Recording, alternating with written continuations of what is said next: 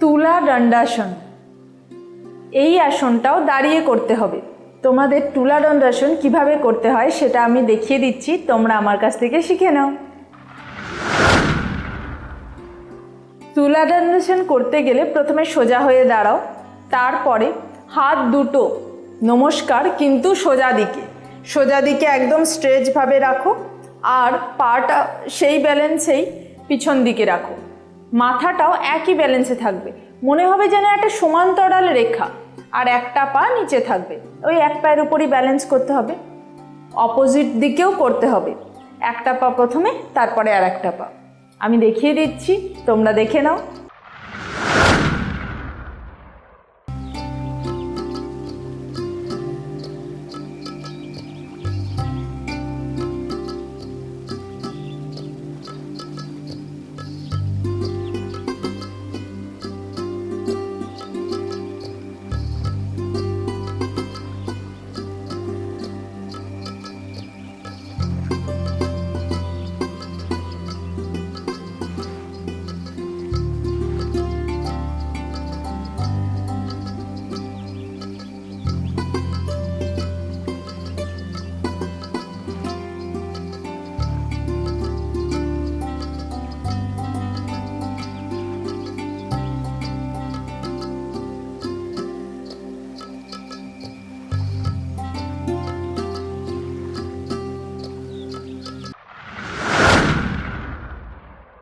তুলা দণ্ডাসনের উপকারিতা, এর মেন উপকারিতা হলো এটা কার্ডিওভাস্কুলার সিস্টেমে খুব বেনিফিশিয়াল।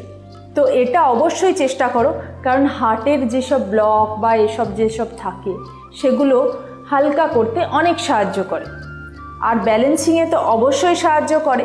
এছাড়াও আমাদের বডির যেসব এদিকে খ্যাঁচ লেগে যায় ওদিকে খ্যাঁচ লেগে যায় সেগুলো অনেক কম করে, কারণ আমাদের বডিটাকে ঝরঝরে রাখে, আর ব্লাড সার্কুলেশনও খুব ভালোভাবে রাখে।